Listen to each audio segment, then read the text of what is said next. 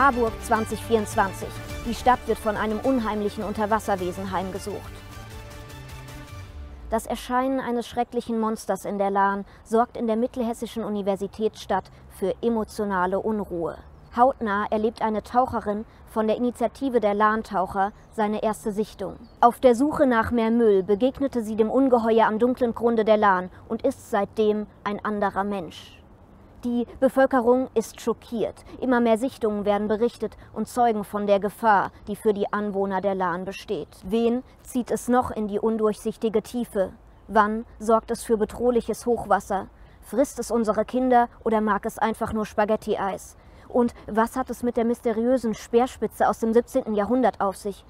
Oder war es doch das 16.? Fragen über Fragen. Sehen Sie selbst in unserem Theaterstück Lahn Stories von Menschen, Müll und Monstern.